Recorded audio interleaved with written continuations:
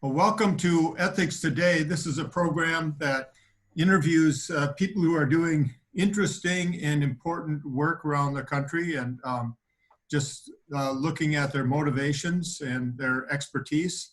The aim of the program mainly is listening, and we're available both on YouTube and on the Ethics Today podcast. Today, our guest is Jervie Windom. Jervie is a retired Army sergeant. He had a 24-year career in the U.S. Army before moving to Galveston County in Texas, and he's the lead pastor now of Resonate Church.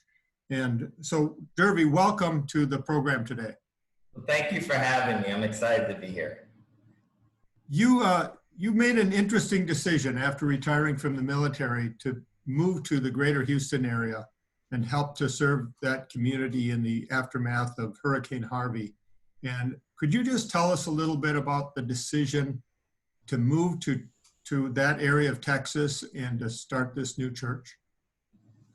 Well, my wife and I, when we knew that we were coming up on retirement from the military, we just began to pray and ask God where He would want us to spend our retirement. So we were very intentional about that, and we were stationed in Hawaii at that time.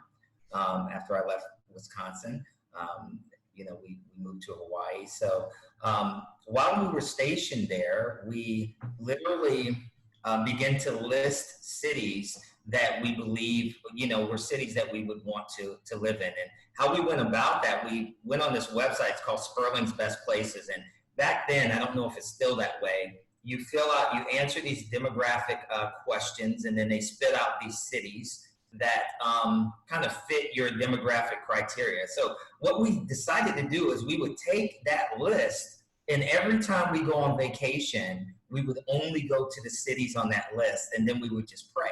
And so that's what we believe that how God would show us. And so Galveston was like number 4 on our list. And so we ended up, when we went to Galveston, literally when we got out of the car, I looked at my wife, she looked at me, and we were like, this is home. And so for us being military, it wasn't odd, the fact that we didn't have any family there. We're not from there. I'm from New York originally. My wife's from New Jersey.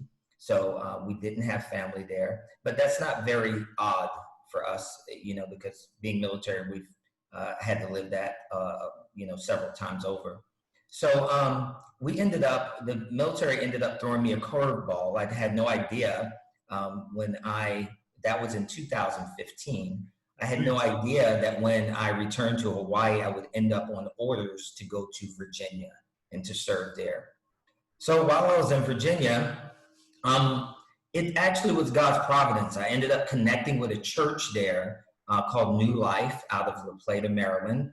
And I ended up being a campus pastor for the New Life Network. And so this is while I was still in the military. So I had great supervisors that allowed me to do my military job and still be a campus pastor.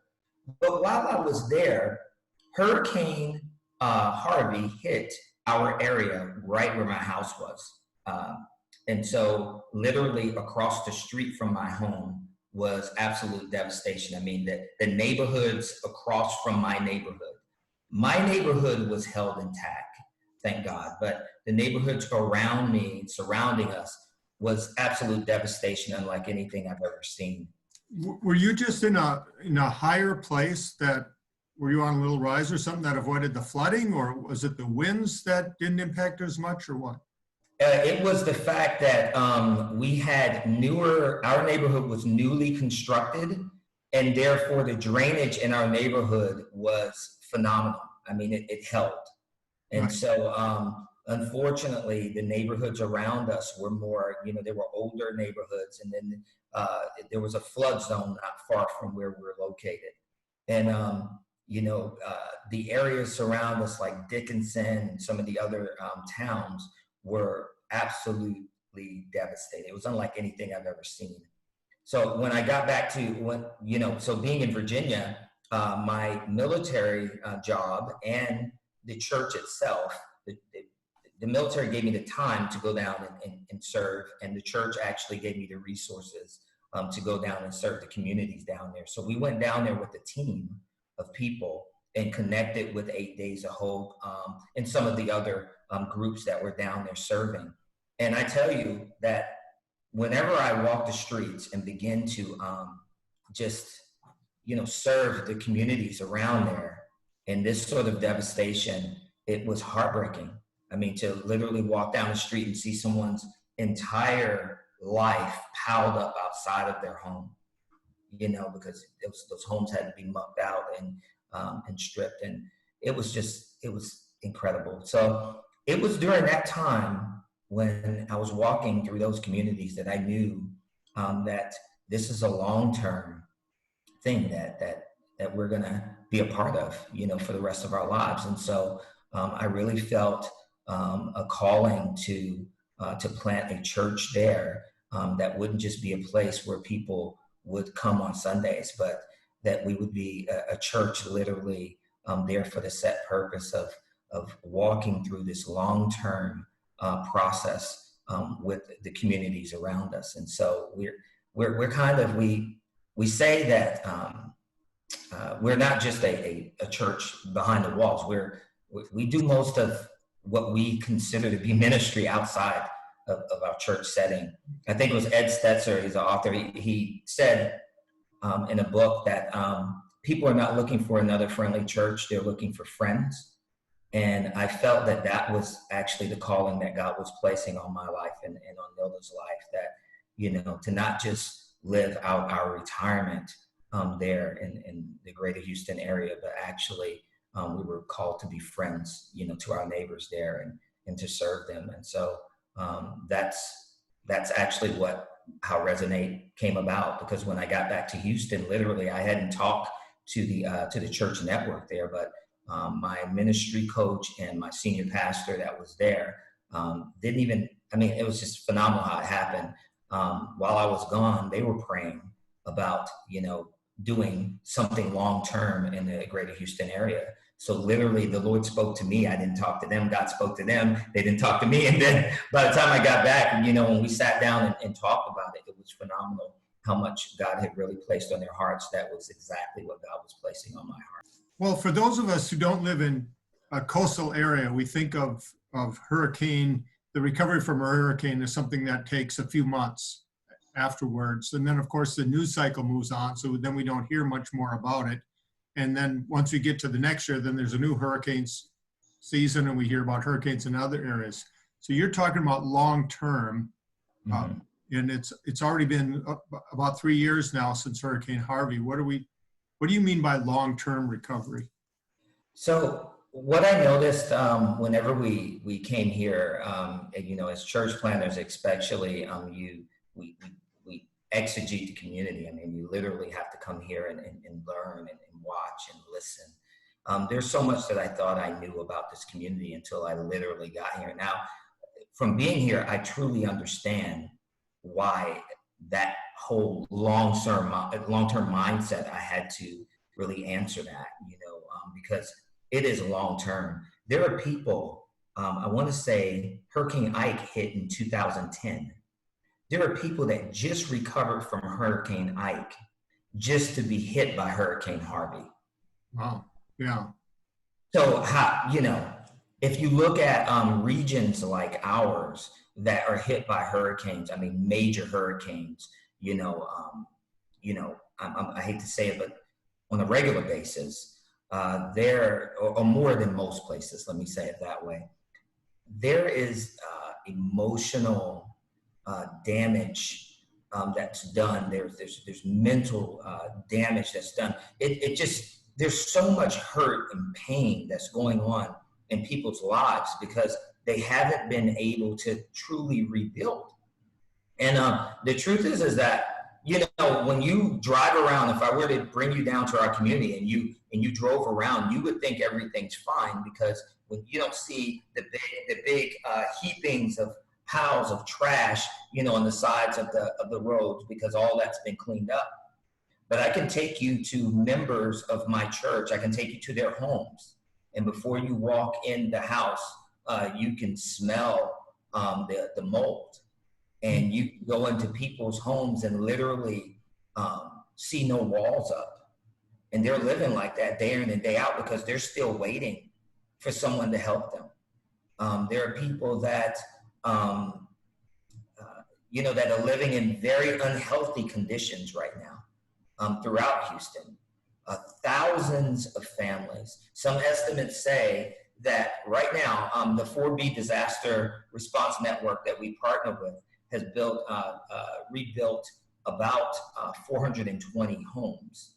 But some estimates say that there may be over 9,000 families that are still displaced from Hurricane Harvey. So we go into homes, we see homes all the time that no one should be living in those conditions, and people have been living in those conditions for years, and they don't see an end to it. And they're not considered homeless, so they don't enter into a lot of the statistics whereby we measure some of these effects, right? That's right. That's right. Their kids still go to school. They still go to work, many of them. But if you notice, a lot of them are beginning to have health problems.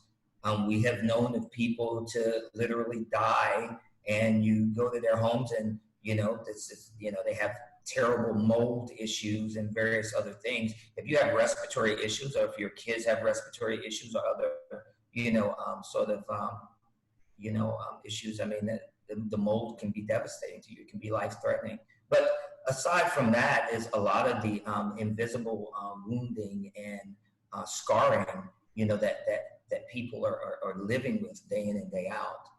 And so one of our models for Resonate is stay inspired, because it's our goal and mission is to, breathe inspiration into the lives of people and let them know that they have friends, that care about them and that are going to be here and walk with them, through this process. And if we have to do it again and again and again, then guess what? You'll never do it alone, because people care about you, and we'll be here and we'll do it together.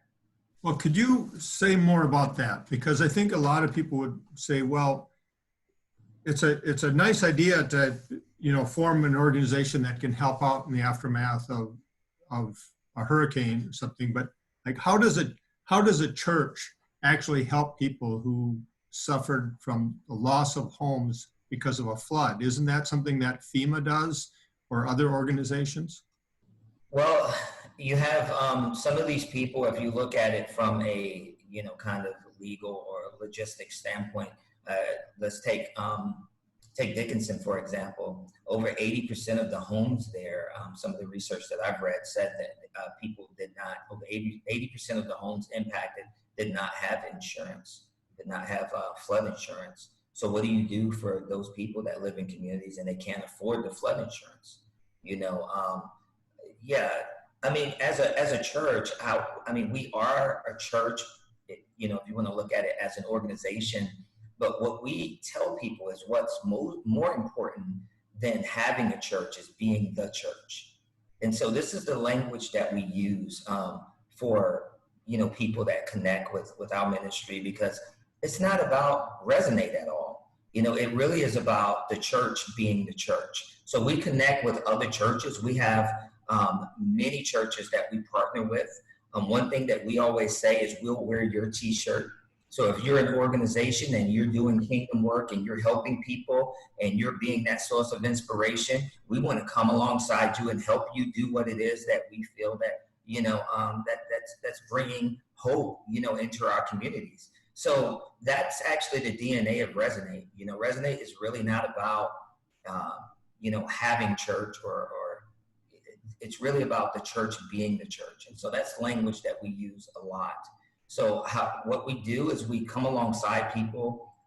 We are their friends. We are their neighbors. And we want to let them know that they are not alone, that we'll do the dirty work. We'll roll up the sleeves. Now, we're not going to just do it for you. We'll do it with you. But we'll roll up our sleeves alongside you and help you put things back together. And we want you to know that if something happens and you have to do it again, you're not going to do it again alone. We're here for the long haul.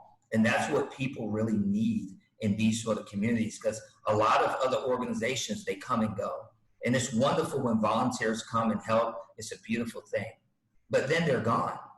And there's so many people, overwhelming amount of people that still need help. So it's important for those of us that live in this community to look at our communities through a missional lens and say, you know what? We're not just here to live. We're here to serve. You know, that's what we're here for. And we're here to serve one another. So discipleship to us looks like, you know, people who are answering that call from God, teaching others the importance and value that they have to answer that call from God as well. Because all of us can do something for someone.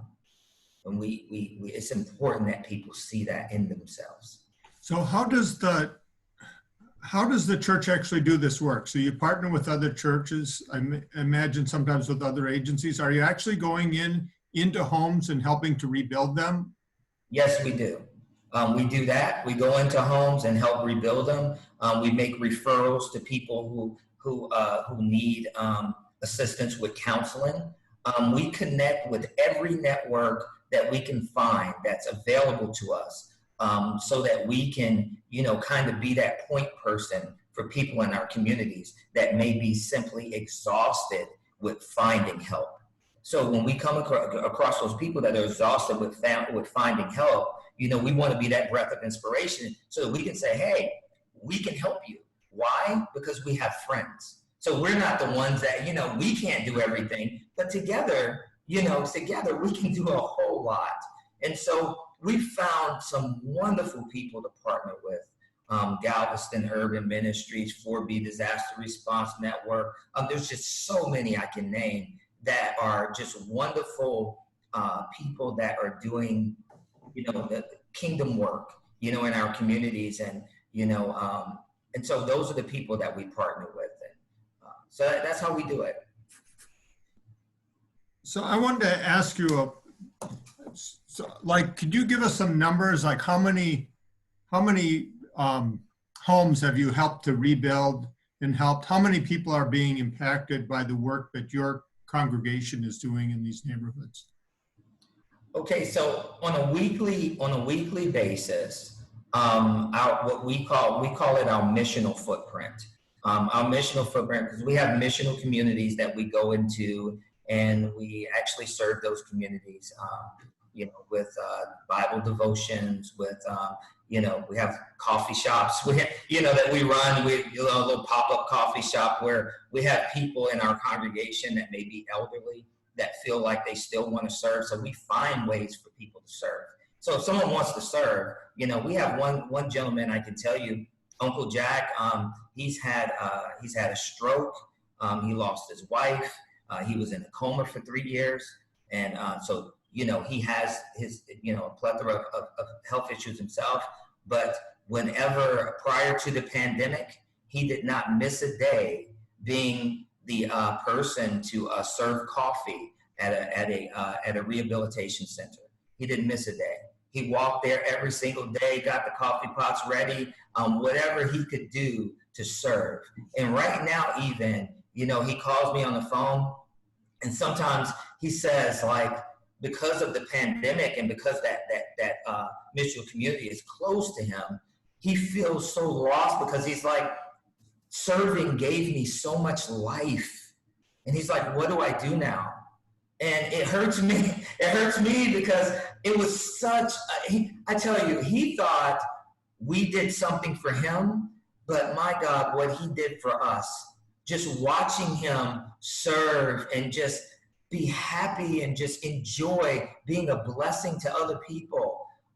It inspired me, you know, and so that's a lot of the difficulty that we're seeing right now during this pandemic. But to answer your question, prior to the pandemic, our missional footprint was about 300 people per week that we were serving in some capacity through missional communities. As far as homes, we partner with 4B Disaster Response Network. 4B has rebuilt about 420 homes since they've been in existence. We've been working with them for, I guess, wow, almost 2 years now. So, we've been in many of those homes, but, just physically helping them, and then also bringing volunteers, finding volunteers to help them. So that's the type of stuff that we've been doing.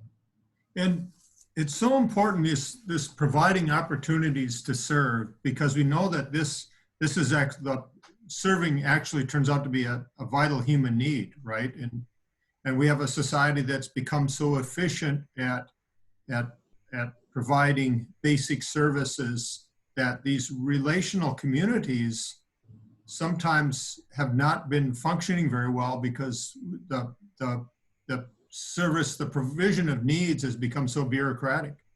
Mm-hmm. Very true. That's what we exist to do, is to really help people find that space in their lives. I mean, so that they can really live the life that I think enjoy the best that God has for us. And you hit the nail on the head. I mean, there's so much that you get from serving others, and Jack is just a great example of that.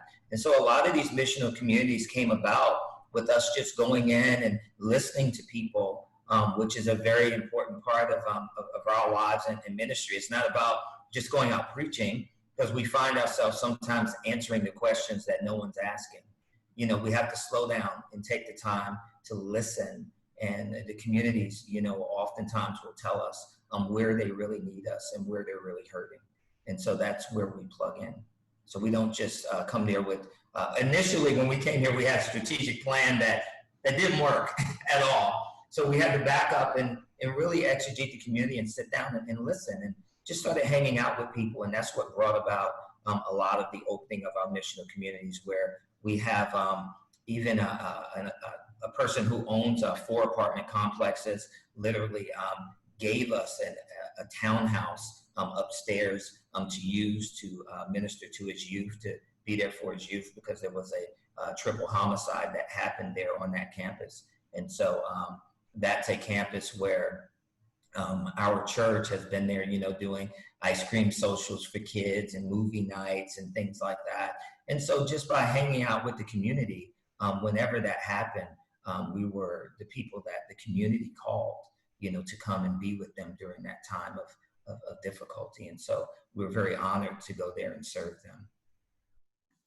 Well, I want to ask you a little bit about what's going on now, because since you had gotten this ministry up and going, and you're working at rebuilding houses, and you're developing a vibrant church community, and then we have the COVID-19 pandemic, then the George Floyd protests, and I know there was a lot of there's friends and family members of George Floyd in the Houston area, so I imagine the emotional impact of that hits pretty hard. And now you're in your area, you have a surge of new cases as well. Yes. So I'm wondering, how have all these events affected your communities there? Well, a lot of the, many of the missional communities that we were working in, are not open to us right now at this time. But we were really fortunate when we were working in those communities to kind of raise up servant leaders in those communities that are continuing to serve, even in the absence of us being able to go there and physically go there in those communities and serve. So that's one thing that was very fortunate. And so this is a difficult time, and a lot of difficult conversations are being had throughout the Houston area. We're a part of a network called the Houston Church Planting Network. And so out of that network, a lot of churches have come together to have these difficult conversations. And it's been very, very helpful. So we find a lot of unity taking place, among churches during this time.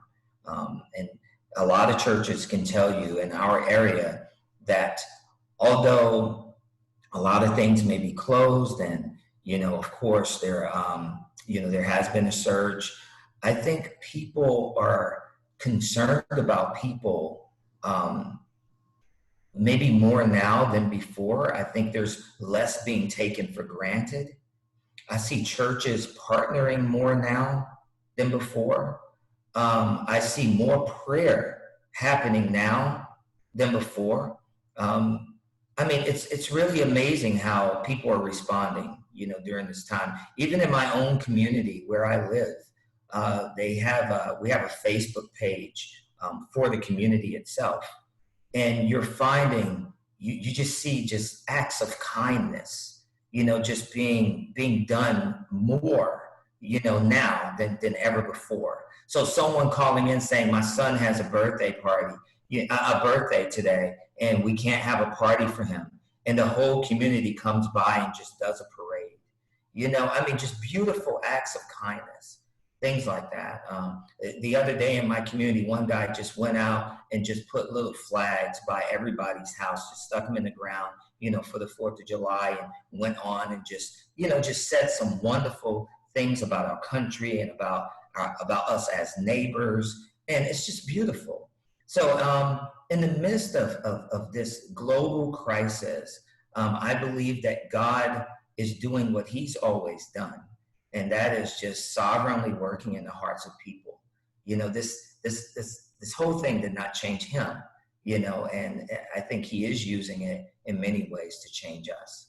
I was telling a story about a guy in my community that I've never really seen outside, never seen him really, just see him get in his car every now and then and drive off to work or whatever. He works odd shifts.